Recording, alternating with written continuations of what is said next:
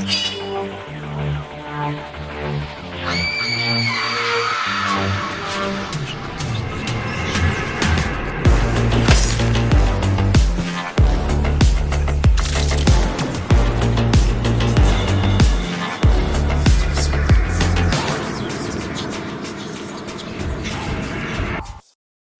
hello everyone, and welcome to another episode of Fright Mic, or if you're new here, welcome. I'm Sam. I'm Liz. And today, we are bringing you Double Trouble all month long. Two. But the trouble doesn't stop at one, but two.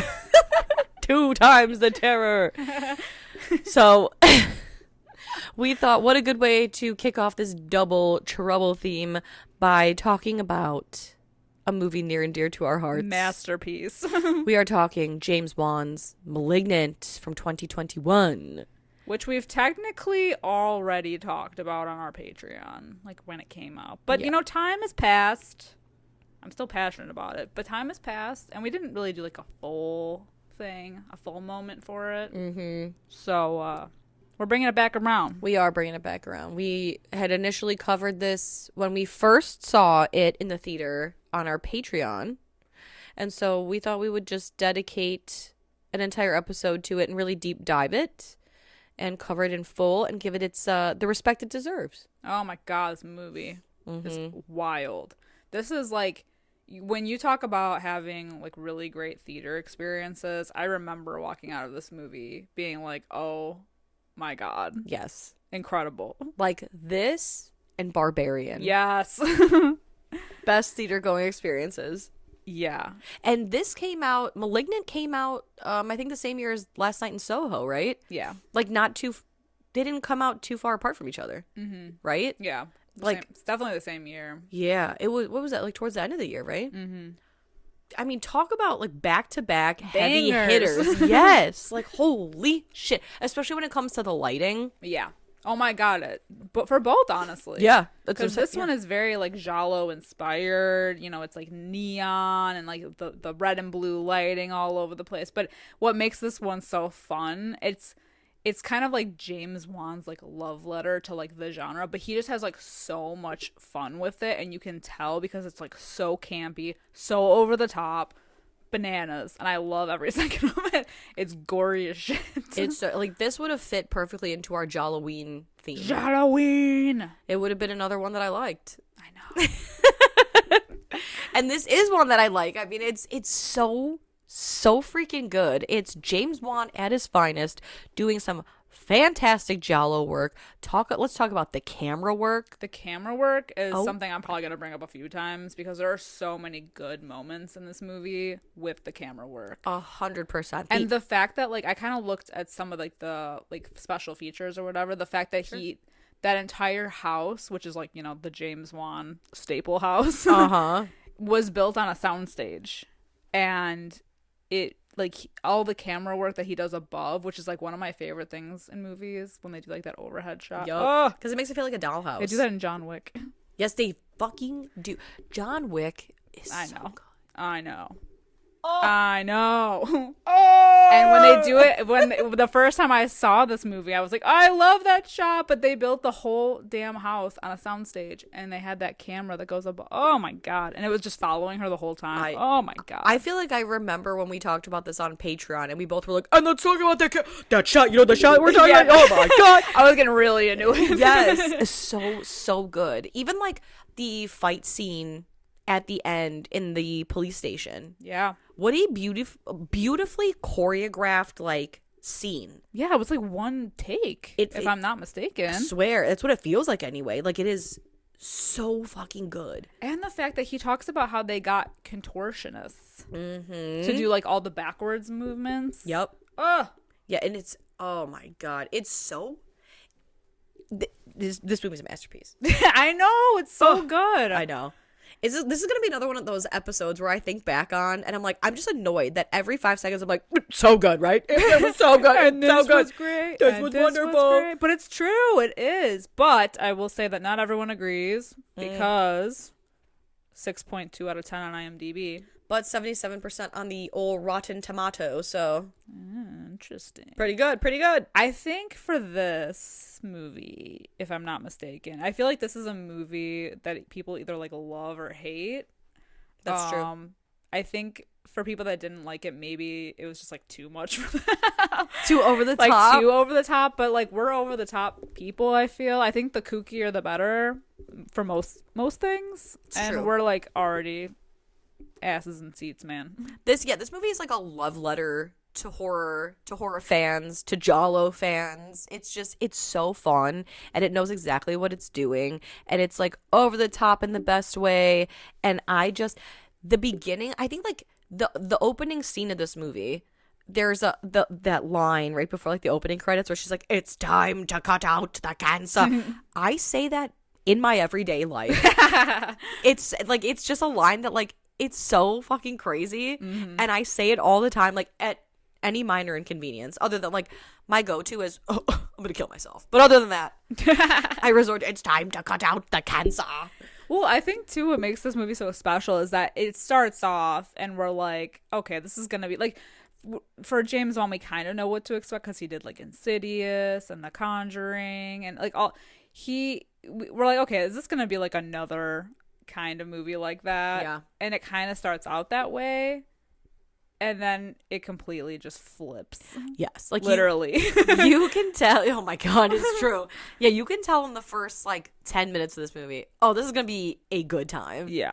Because it starts off in 1993 at the Simeon Research Hospital with Dr. Florence Weaver. I think that you always know it's gonna be like a really good, solid movie when there's a giant like building off of a cliff. Yeah, this feels very House on Haunted Hill remake. Exactly. Same vibe. Which we both love, so. Absolutely. It's this giant hospital on a cliff edge. Very dramatic. So dangerous to the cliff Waves edge. crashing. Yup. It's dark. It's moody. And they're talking about they have a dangerous patient named Gabriel who is able to basically control electricity and electronics and communicate via the electronics because. Yeah. Science. Because science and reasons. And at this point, he's becoming too strong to even contain Ugh. in their establishment. And so it's time to cut out the cancer. You notice his little panda socks? Yes. When they're dragging him away? Of course I do. And I need them. I know. Yeah. This Gabriel goes on like a killing spree, essentially. Yeah. Cut to 30 years later. Ooh. And we have a very pregnant Madison Mitchell, who is just coming home from a shift. I think she's a nurse? Yeah, I think so. And she has a piece of shit abusive husband. Awful. Yeah. Derek. Piece of shit. Mm-hmm. Who abuses her. Yeah, he's giving her shit, even though he's at home and not working. He gives her shit about working too hard, and maybe that's why, you keep miscarrying and whatever. And he slams her head into the wall so hard that it fucking dents it. Yep. It's awful, and she's bleeding, and she locks herself in. It looks like their ensuite bathroom, and later that night there is a visitor. This is a great scene. It's so good. I mean, most of this movie is a great scene. I know. One good scene after another, but the fact that he goes down because he hears like the TV and you just see like a figure sitting on the couch. Yup. Oh, It's so good. Derek eats it. He not only eats it, but he kind of looks like something out of It Follows. Yeah. After that thing has its way with them. Like his neck is just Yeah. Just completely busted up. Oh man. He looks like a folded pile of chairs. Deserved it. Yeah. It's awful. And Madison, I think she ends up in the hospital. Yeah. Yeah. And she, unfortunately, her sister Sydney shows up and delivers the unfortunate news that she lost her baby. Mm-hmm. Once again, she had a miscarriage. And now at this point, because of the occurrences that happen at the house, the police are involved. And so we have Detective Kakoa. God. Kakoa Shaw. Kakoa Shaw. What a name. What a friggin' name. And then Detective Moss. Who I love. Yeah. Oh my God. She has like the best lines. Yeah, like when they put out like, so basically like Maddie is like, oh, I can describe the killer, and the fucking drawing, and Moss is like, you want me to put it on an APB for Sloth from the Goonies? Like, it's so fucking good. It's so good. And honestly, the drawing is really good too. The drawing is good. Why do they always get it so accurate? It's like spitting image. Let's talk about accurate too. The other thing that makes me laugh is like later on in the movie when he's like, "Hey, can you take this image and like age it up 30 years and see?" And it's like an exact. It's just like a picture of Madison. It's an exact photo. It's like her fucking Facebook photo. Like, here, sir, this one is. It's oh my god, it's ridiculous. But they don't find any fingerprints at the scene of the crime, and so they're basically like, the only motive here is Maddie because they were in an abusive relationship. So like, why wouldn't she kill him? Right, because they, again, like, no fingerprints, no forced signs of entry. They do mention though that they did find a handprint and it looks to be backwards. Yeah, but what's crazy is like they suspect that maybe she killed him, but then she just goes home. Yes. Like the next day. It's so wonderful. She's not like detained. It's so wonderful, yeah. I think it's like 2 weeks later. Yeah, oh yeah, whatever. Yeah, well, when she's healed, whenever she's healed, she gets to go back home without being detained. Yep. And like the first night home is problematic because she sees something stalking outside her window, and then suddenly she's getting chased through her house with that awesome tracking shot from above. So good. It's so good. You literally see her running from like room to room, up and down stairs from above. Just. Ugh, it looks so great. It's fucking great. And she locks herself in her room. Yeah. She like locks, like, the entire house is like on lockdown, basically. To the point she Home Alone's that shit. Just booby traps all over. Amen. To the point where her sister Sydney, it's like in the morning, and she's crawling through her fucking like 8-story window. Like, what? Well, she got the place on lockdown. Yeah, so crazy. And then we get them the dramatic reveal. I love this. After this movie came out, I downloaded this song. I put it on my Spotify. It's some like fucking weird remix of "Where Is My Mind" by the Pixies, right? The Pixies, but it's by Safari Ride.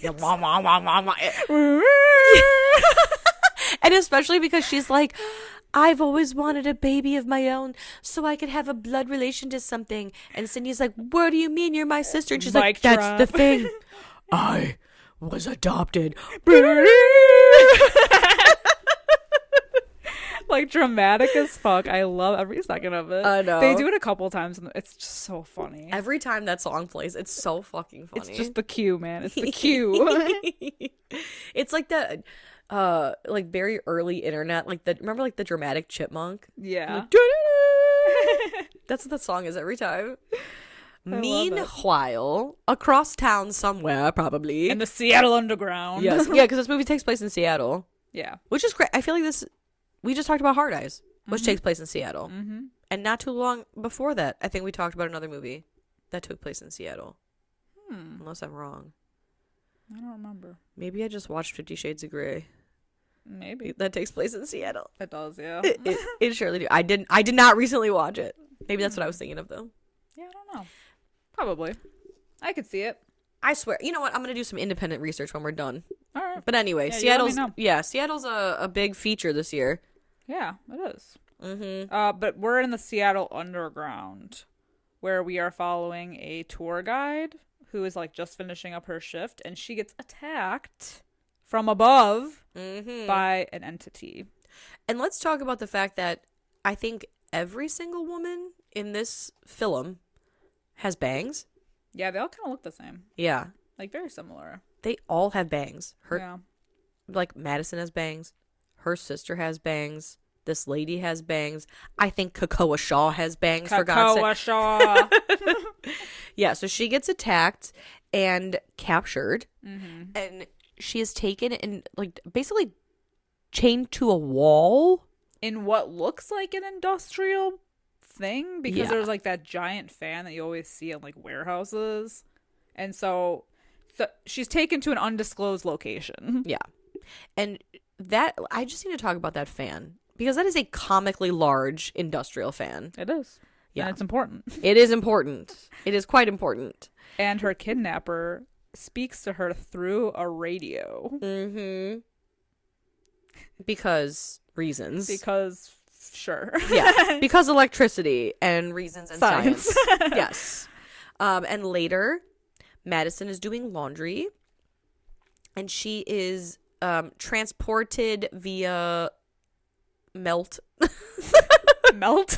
Yeah, I don't know what to describe it. It's like really cool because like her surroundings drip and melt and like form. She's like transported kind of. Yeah. There's that like fucking jump scare. It's a really good effect. It is. Because like there's that jump scare first, right, where she sees what's her face, Dr. Weaver in the door of the laundry machine.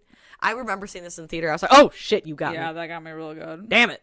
But yeah, the effect is really cool of like the room melting into Dr. Weaver's house. Yeah. And we see Dr. Weaver is being brutally attacked and murdered, stabbed to death by her medical award. By an assailant who looks like Noob Saibot. Just gonna say it right here. You know? Until we know I see it. their name. Mm-hmm. It's Noob. It's Noob. Yeah. The assailant. Yeah, it's pretty bloody. It's pretty nasty. It is pretty brutal. Yeah. And with the award, no less. I know. What is that thing called? Like the Staff of Hermes? Is that what it is? Yeah. The way that he takes it though, and like modifies it to actually be like a real weapon. Yeah. Creative. Very clever. I Very like clever. It's that thing is such a nasty weapon. Yeah. He's sharp. He's up there in his little industrial fan room, just like fucking grinding that thing to the sharpest point. Like that's the Darth Maul thing from Insidious. Yeah. He's always like sharpening his claws on that thing. Mm-hmm. That's a James Wan feature, right? Mm-hmm. Lots of similarities here. Mm-hmm. And then Madison, not too long after all this goes down, she gets another vision where she's laying in bed. This is so cool.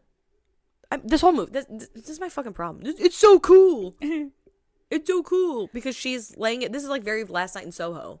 Yeah, well, that's the thing. She's like, she thinks she's having these visions, but like the next day, the cops show up at these crime scenes and they've actually happened. Mm-hmm. So they're like, okay. Like a psychic connection, mayhaps? Perhaps. And I don't think they connected to Maddie quite yet, right? Like I don't think Maddie knows that she. No, I don't think she realizes that it's real right away. Yes, not until the next kill, which is so like she's laying in bed and she like rolls over and basically sees this man who it's Dr. Fields, who is Dr. Weaver's like partner. Mm-hmm. And he's laying in the bed next to her looking at her, and in like a really cool, like, because basically Dr. Fields, where he's staying, there is like a red light outside of his place. I legitimately thought this was like a hotel room because it's giving hotel room vibes. It does give hotel room. It's like his penthouse suite or whatever. And so she's bathed in this like very red giallo-like light, and from behind her, oh, it's such a good shot. It's such a good shot. It's so creepy. We see this assailant with this long, scraggly black hair crawl over her. Like the hair is literally dragging on her face. It's so creepy. It's so I hate it. And we should mention, like, when she has these visuals, she's like paralyzed. Yeah. So she just can't move. She can only like witness what this thing is doing to people around her. She can see everything going on, but no one can see her there. Mm-hmm. And he gets brutally stabbed. Yeah. Yuck. Enjoy the podcast, like what you hear, and you want to hear more? Well, you're in luck. We have a Patreon. That's right. If you don't know, We talk about new movies on our Patreon. We do monthly rewinds so that way you can find out what we are watching between our main episodes. Sometimes we craft spooky cocktails to match our theme of the month, and watch parties galore. So much fun over there. Head over to patreon.com/frightmicpodcast to check that out. Again, if you want to hang out with us a little bit more, then support us over on patreon.com/frightmicpodcast. And we'll love you forever. Okay, bye. And she wakes up screaming, and her sister Sydney, who's staying with her, comes in and basically convinces her that they have to go to the police. Yeah. So they contact the only 2 detectives that work in Seattle, apparently. Yeah, they're everywhere. And they've kind of put it together at this point that the people, like these string of murders are occurring, you know, like it's like the same killer for both. So, and then when Maddie shows up, she tells them, like, I had this vision, but I do remember the sign that was outside, so I can, like, bring you to where the crime scene is. And so she does. And what do they find? They get that killer sketch. It's, oh my god, yeah, it's so funny. You want me to put an APB for Sloth from the Goonies? You crazy. That's crazy. I love her. I love her so freaking much. Oh my god. Yeah. And so I think like right around this point, then they go to visit their mom. Yeah. Right. Well, she also gets that call when she's at the station still. That's right. Oh, that's right. Because it's like, hello, Emily. Yes. And we find out that Emily is her like pre-adoption name, like her real name from before she was adopted. And she says, Gabriel, no. Yes. So Noob is Gabriel. So we got a name. We got a name. Sloth from the Goonies is Gabriel. It's like something Gabriel. Got pulled up from her brain. Like her memory.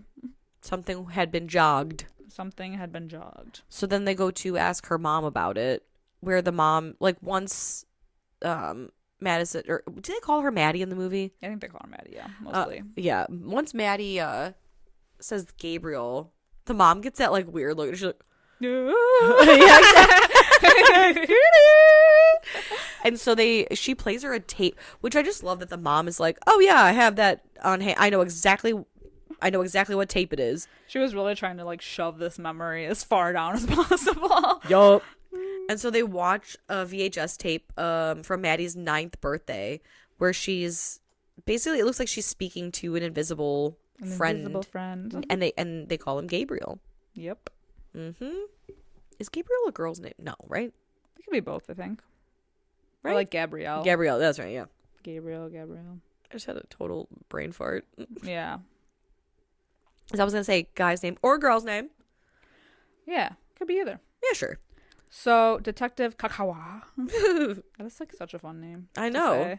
He realizes that Dr. Gregory, who's like the 3rd doctor that was like in on this whole thing, is like the next victim in line. Because he finds that like hidden stash and that like carved out book. Yeah. Like with all those fucking flash drives. Suspicious. Well, it's like, wow, what a place to keep it. Yeah. Real secure. Not like a vault or anything, you know, whatever. Yeah. And so as he realizes that Dr. Gregory is like next up in line, Maddie gets transported to his bathroom where she witnesses him getting killed by Gabriel. In the bathtub. A literal bloodbath. Yeah, I mean, this movie is very like Eyes of Laura Mars, because that whole movie, like the premise of that movie is that she's able to see like through a killer's eyes, like as they're killing their victims. So it's very nice. Yeah, that's a movie I gotta check that out because Brad Dourif's in it, I think, right? Yep. So it's Tommy Lee Jones. Woof. to Brad Dourif. And yet Tommy Lee Jones is so young in that movie, but he looks the same. Yeah. It's a good movie though. I gotta see that because who's the Faye Dunaway, right? Yes. Faye Dunaway? Yeah. Okay. Yeah. I believe so. Yeah, you've told me about this movie before. You've talked about this movie before, yeah. Yeah. Yeah, I feel like this like definitely got inspired from that. I could see it, even though I've never seen the other movie. I'm like, yeah, no, I did totally. Yeah, I know what you're talking about. Absolutely, I agree with you 100%. Yeah, but so basically, while she's having this vision, Kakoa shows up. because he's figured it out, and he goes to warn this Dr. Gregory, right? But he's too late, and Maddie is still in the room, and she's trying to warn Kakoa, who can't hear her because the vision only works like one way, that Gabriel is up in the corner, Chilling. Hereditary style. Yeah, up in the corner, and it leads off into this whole like chase scene, which is it's another like super cool chase scene because first of all, Gabriel hops out the window and then just like fucking Spider-Man's down like the fire several escape. sets of fire escapes. Yeah.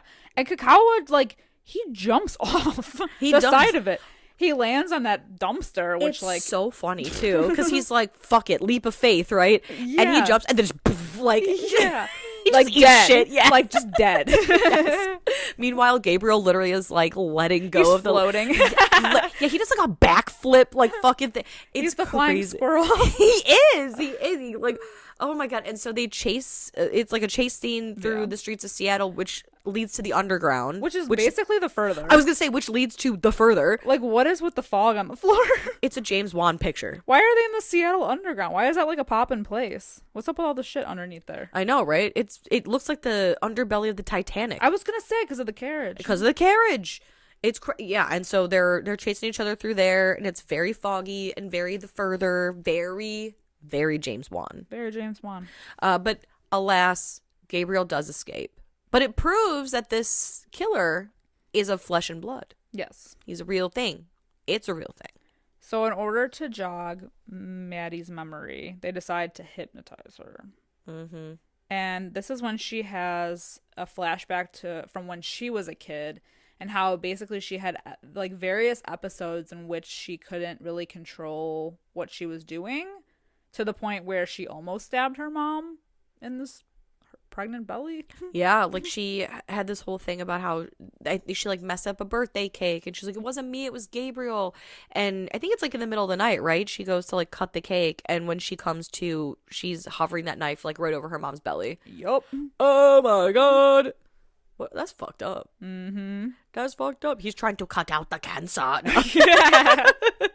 I don't know why that's like my favorite line from this movie. Yeah. But big old twist happening right now. Right after the session is over, we cut back to the tour guide who is still like chained to the wall. She manages to get out and falls through the floor, which lands in Maddie's living room. It's so like I still remember when we saw this in the theater, and I was like, "Get the What the hell's out of happening?" here!" Because when we see the outside of Maddie's house, Yeah. where's that industrial ass fan? Where's the fan coming from? Like, that's wild. Yeah, because that fan is 20 feet wide by 30 feet long. Like, Huge. It's humongous. And It's yet, like a joke. yeah, like it's so comical. It's so crazy. And so it's like this really cool long like tracking shot going towards, like, it's like the camera work in this movie is just fucking cool. But she ends up getting arrested. And so now the movie kind of like, I feel like it like splits off, right? Because we follow Sydney, who's like, no, my sister is innocent and I'm going to prove it.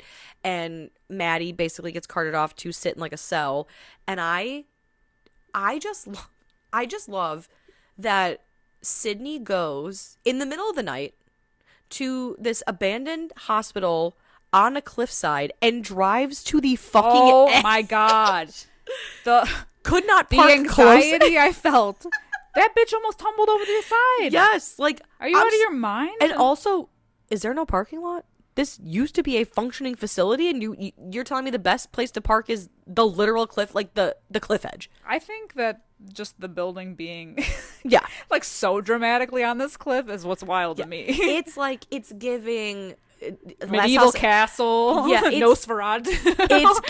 it's Mystery Men. Yeah. You know what I mean? Like it's giving Casanova Frankenstein. Like Yeah. It's giving Van Helsing or like It Lord of the is. Rings. Yes. We're talking about Seattle. yeah. Where in Seattle is this shit? This is crazy. What is that? Is it the sound in Seattle? The water? Whatever. Yeah, something. And so she goes in, and you're like, oh my god, it's an abandoned hospital. It's at night. I love too that like She finds it immediately. she finds it immediately. No other problems come and arise, which again like kind of flips over the trope on its head, right? Because every time they do one of these, it's like, oh my God, something's hiding in the hospital or they can't find it or whatever. She's like, nope, got it, found it, bye. Love that. Love the efficiency. And we're moving things along. Yeah. Man. We're moving things along. And she brings it to her mom's house, right? Where they discover that Madison is a parasitic twin. Yeah. Well, also her mom wasn't her mom in the program, like the institution as well with her? Yeah. Serena May. Yeah. Who's her birth mom, who is the tour guide. Yes. Yes. So that's like a whole thing. Which is why she was being targeted. Right. And We're basically taking them all out at once. The entire lineage. Exactly. And it's basically the story of Gabriel is kind of like the basket case situation, right? Where it's this parasitic twin. It was on the back of Maddie's head, and there was no way to separate them without killing Maddie. So they just kind of like cut him out, and then what was attached to her brain, they just kind of like shoved it in there. They said, and the rest can just just shove it in. Yeah, and like sealed her skull back up. And how do you like never notice that though?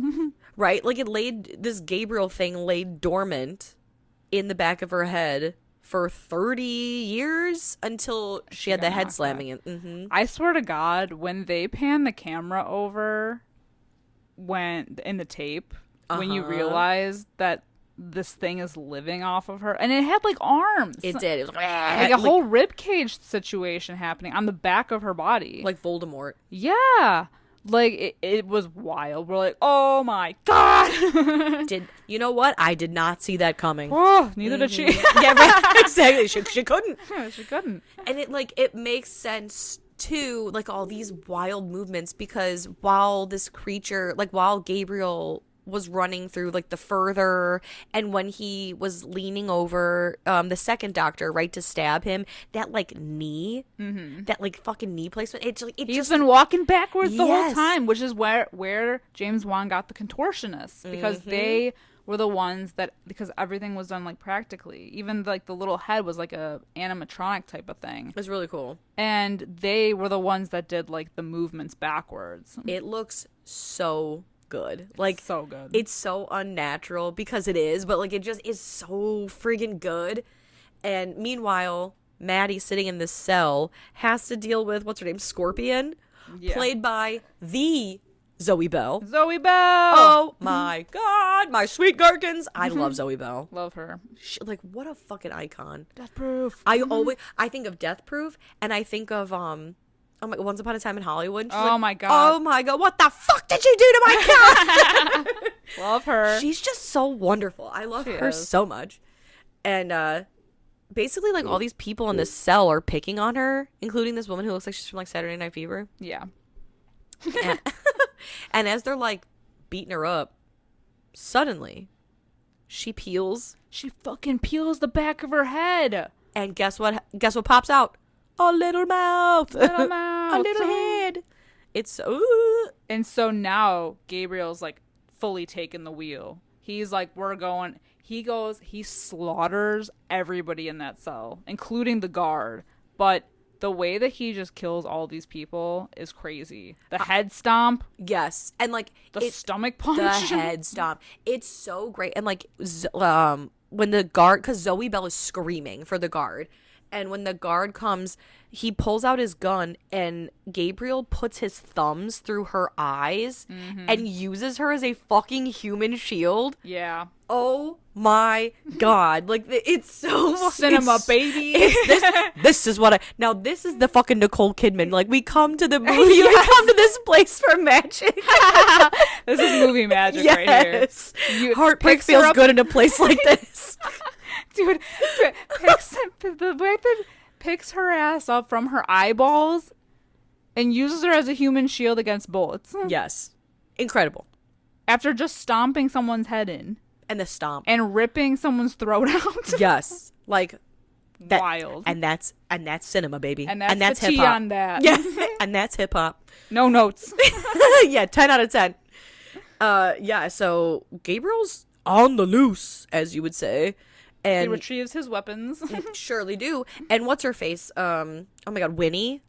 So Winnie, we haven't talked about Winnie yet. Winnie is I don't know what you'd call her. Like, she's got the crush on Krakoa. She's like the kind of like like a crime scene investigator. Yeah. Like medical examiner type. Yeah, I was gonna say like forensics, but Yeah. not really. Yeah, Kinda. I mean, she's in the forensics lab thing. She's part of the team. She's part of the Seattle PD Yeah. team, and she's got a crush on Krakoa.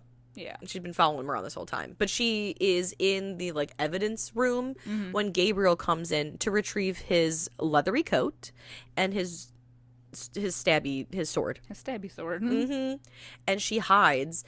She actually does not die. Gabriel doesn't see her. Which is amazing because, like, everybody else does. Yeah. So good for her. Yeah. And after he retrieves his things, he goes through the entire police department. And just kills all of them. Literally kills... in, like, one shot. The entire staff. This is, like, another just, like, really insanely good choreographed moment. 100. I was just gonna say the choreography and the camera work in this scene is brilliant. Yeah.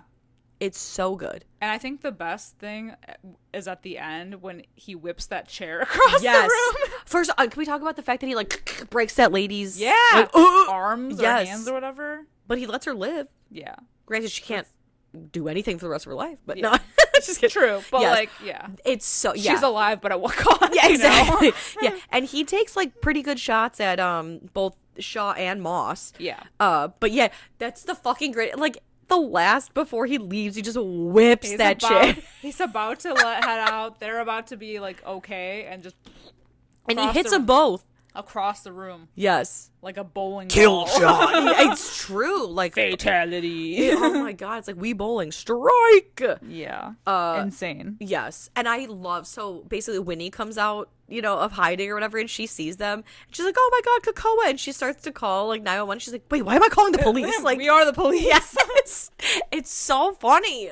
Can you imagine? He just took out the entire police force. Yeah, that Gabriel is unstoppable. Now they really are like the only two detectives left. Yeah, all of Seattle left to these two chuckleheads. Yeah. Mm-hmm. But Gabriel basically runs, and we see Sydney, who shows up at the hospital. Yeah, because she talked to Serena. Yes. And lo and behold, Gabriel, because he's everywhere and nowhere all at once, he's there already. Yeah. You could tell by the flickering lights. He flew there. Yeah, he flew. Maybe he rode the electrical waves. Ooh. Mm-hmm. He's a flying squirrel. He is I mean, really, he's truly like transporting himself around Seattle. Yeah, for sure. And it's like this long hospital fight scene between Gabriel and Sydney puts up a pretty, like a halfway decent fight, but he whips that hospital bed on top of her. Yeah, and like at this point, she's trying to get Maddie to take control over the situation. Because she's trapped in like a mind palace prison situation. Yeah, and so to kind of coax her out of that, she explains that Gabriel is the one that's been like sabotaging all of her pregnancies and killing these babies and like feeding off of them, and so that's why she's been having miscarriages. And that basically helps Maddie kind of come back to and lock Gabriel's ass away in her little mind palace. She says, "You forget, this connection goes both ways. We share the same brain." And he's in like the cell block tango prison from Chicago. Yeah. He had it coming. Incredible. And Maddie, in like a feat of strength, lifts the hospital bed off of her. Yeah. And tells Sydney like, "All this time I wanted a baby to have like a blood connection. But even though we're not blood, you're my sister." Yeah. Oh my god, where is my mind? Also, So let's talk. Where's My Mind? They did a cover of that in Sucker Punch.